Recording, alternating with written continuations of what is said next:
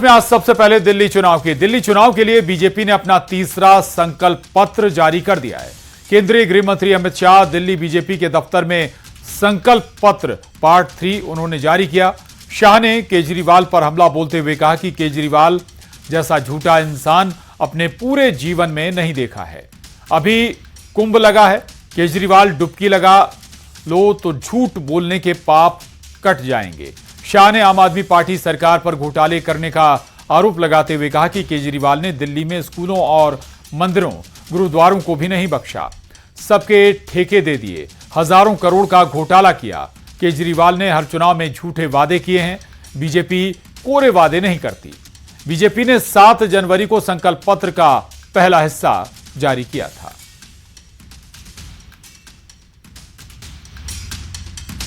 अगर दिल्ली में नरेंद्र मोदी जी और उनकी सरकार, केंद्र सरकार काम न करती तो आज दिल्ली रहने लायक न होती।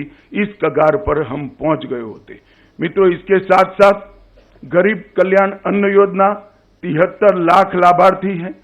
लगभग पीएम स्वनिधि योजना 2.5 लाख लोगों को, रेहड़ी पट्टी वालों को लोन देने का काम किया। हमने आवास योजना भी केंद्र जितना कर सकता है राज्य सरकार की सहायता के बगैर वो किया।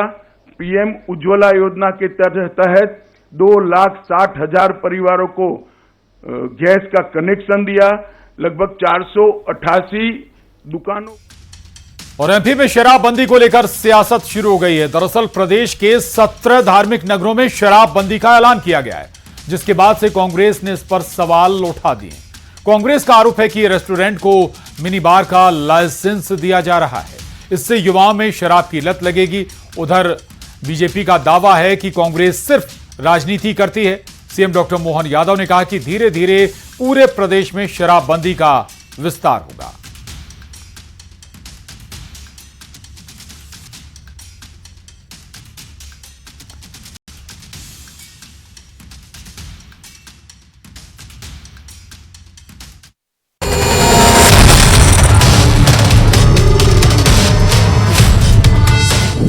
शराबबंदी का ऐलान, सियासत फुल ऑन।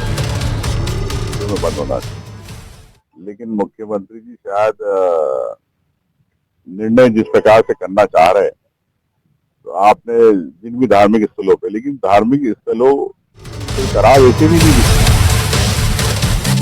और धीरे धीरे करके भगवान चाहेगा और आगे बढ़ेंगे, बाकी भी बंद करेंगे धीरे धीरे।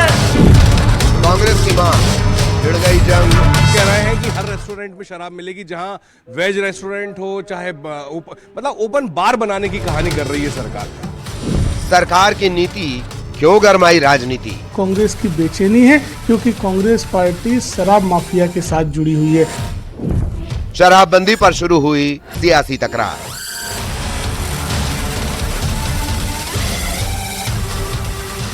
मध्य प्रदेश के 17 धार्मिक नगरों में शराबबंदी के फैसले पर अब सियासत शुरू हो गई है। सरकार के फैसले पर कांग्रेस ने सवाल उठाए हैं। नेता प्रतिपक्ष उमंग सिंघार ने पूरे प्रदेश में शराबबंदी की मांग की है। उधर सीएम ने कहा है कि धीरे धीरे शराबबंदी का विस्तार किया जाएगा। लेकिन धार्मिक स्थलों से शराब ऐसे भी नहीं बिकती है। उस जिले में शराब नहीं बिकना चाहिए। अगर आप नगर निगम सीमा है तो 4 किलोमीटर 5 किलोमीटर नगर सीमा खत्म हो जाएगी, नगर पालिका नगर पंचायत क्षेत्र खत्म हो जाएगा, वहाँ दुकान खोल लेंगे। शिवराज जी ने पहले किया था कि नर्मदा किनारे शराब नहीं बिकेगी, लेकिन 200 मीटर के बाद 300 मीटर के बाद शराब बिक रही। तो आपको निर्णय लेना है तो जनहित के अंदर 17 जगह दारू की दुकानें बंद करने का हमारी सरकार के द्वारा निर्णय किया है और नीतिगत फैसला लिया है। खाली बोल नहीं रहे।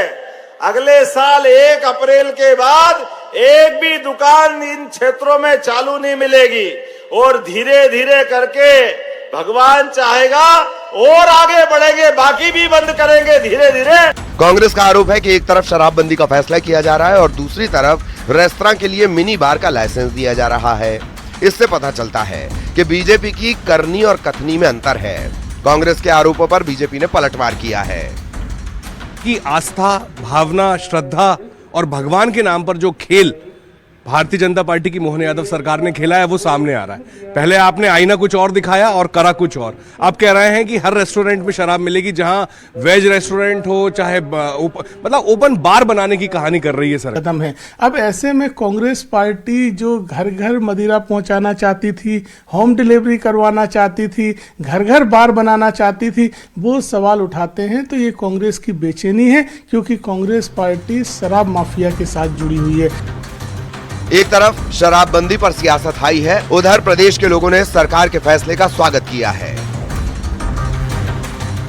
लोग खुश हैं, लेकिन सियासत हाई है। अब देखना होगा शराबबंदी के फैसले का ग्राउंड पर कितना पालन होता है। Bureau report, news 18।